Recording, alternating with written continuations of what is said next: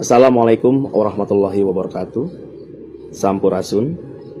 Alhamdulillah wassalatu wassalamu ala Rasulillah Muhammad ibni Abdillah wa ala alihi wa sahbihi wa mawala. Amma ba'du.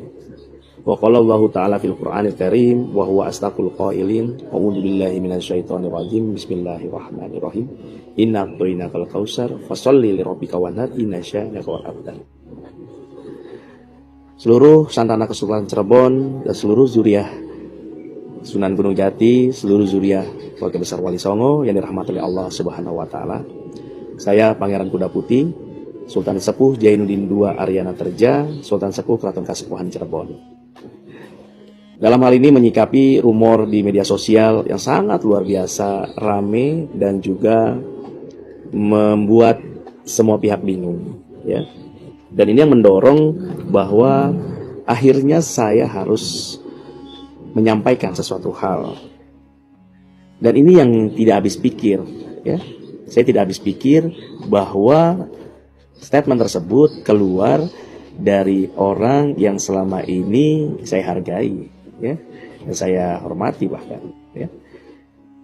Tidak menyangka bahwa bahasa tersebut ini sangat menyakitkan, khususnya keluarga besar Wali Songo, ya, dan juga Sunan Gunung Jati.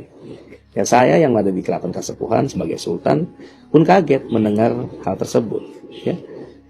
Ini yang saya putarkan video beliau, ya, dalam sebuah pernyataannya yang sangat luar biasa, dengan semangat dan menggebu-gebunya penuh dengan keyakinan sekali. Banyak orang sekarang ngaku cucunya Wali Songo. Bahwasanya tidak ada anak cucu Wali Songo. Kalau ada orang yang sekarang ini, yang sekarang ngaku cucunya Wali Songo, itu nggak ada. Sekalipun ada dari pihak ibu, bukan dari pihak abah. Kalau dari pihak ibu terputus. Wali Songonya para habaib. Ini menurut para ahli nasab. Hampir 500 tahun generasinya lenyap. Iya. Ya, ini di statement ini oleh Bahar Smith. Siapa yang tidak kenal sosok beliau, yang notabene dikenal dengan Habib Bahar Smith, ya.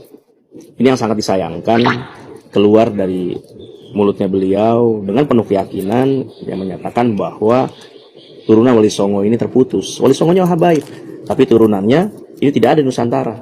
Kalaupun perempuan, dia terputus. Namanya anak, nggak ada yang terputus. Tetap saja turunan. Mau dia laki-laki, mau dia perempuan, ya.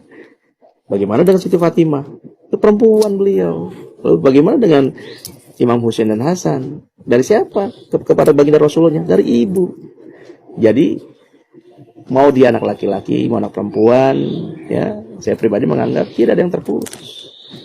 Masa kita punya anak perempuan kita bilang itu bukan anak kita, terputus dia dari kita. Kalau anak laki-laki aja yang kita akui, wah, ini sama aja zaman jahiliyah kalau kayak begitu, ya. Jadi bagi kita kalau besar Wali Songo tidak ada yang membedakan antara anak laki-laki dan perempuan, ingat itu. Lalu, ya, Kesultanan Cirebon, Keraton Kasepuhan, ini sultannya masih ada. Ada Kasepuhan, ada Kanoman, ini sultannya masih ada. Belum lagi di Kesultanan Banten, turunannya ada dari Sultan Maulana Hasanuddin.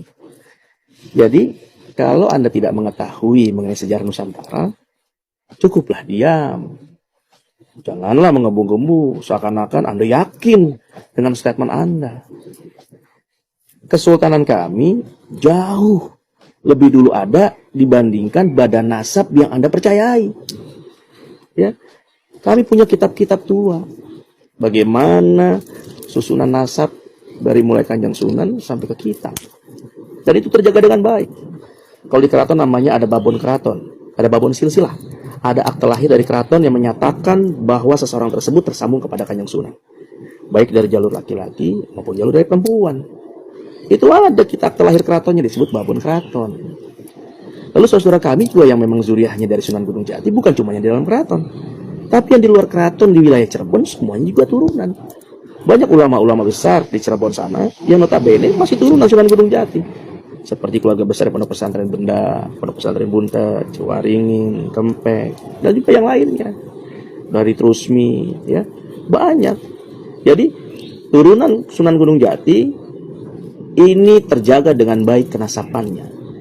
Ketika badan nasab yang Anda percaya ini mengatakan demikian, maka itu tidak benar.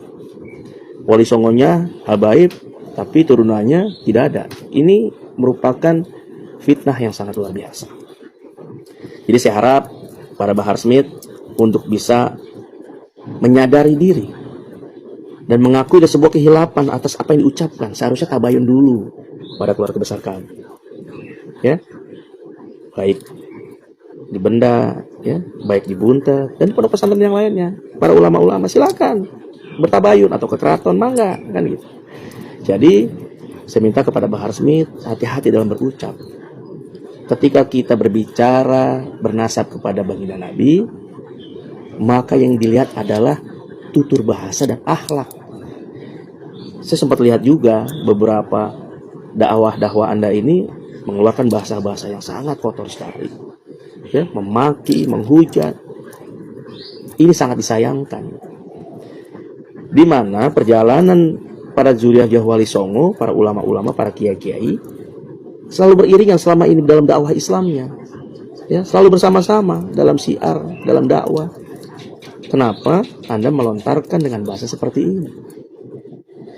Kalau bicara galak, kami bisa galak. Kalau bicara tegas, kami pun bisa tegas. Kalau berbicara jihad, kami pun bisa jihad.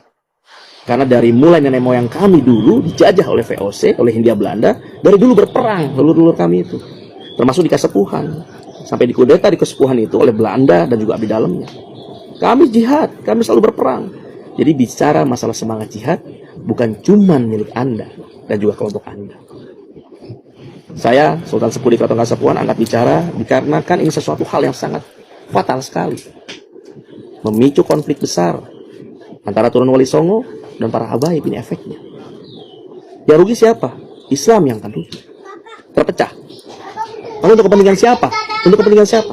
Untuk kepentingan orang-orang yang ingin Islam ini pecah. Jadi, saya harap kepada Bahar Smith, mulai saat ini, jangan pernah mengeluarkan kata-kata yang dapat menyakitkan hati kami semua. Bicara nasab, bicara Anda tersambung kepada baginda Nabi, silakan. Karena itu pertanggungjawaban Anda pribadi kepada Allah nantinya. Begitu juga kami, para turunan-turunan Wali Songo yang memang kami ini tersambung kepada Kanjeng Sinun, Gunung Jati dan juga para Wali Songo yang lainnya, yang juga tersambung kepada baginda Nabi, maka pertanggungjawabannya juga pada diri kami masing-masing di hadapan Allah. Jadi jangan pernah menyakitkan hati. Sesungguhnya baginda Rasulullah tidak pernah terucap dari mulutnya untuk menyakitkan hati orang lain. Ketika kita mengakui bernasab kepada baginda Rasulullah, maka jaga sikap, jaga akhlak. Karena baginda Nabi tidak pernah memaki, mencaci orang lain. Apakah pantas kita sebagai turunannya, kita mengeluarkan dalam dakwah sebuah cacian dan makian terhadap orang lain? Walaupun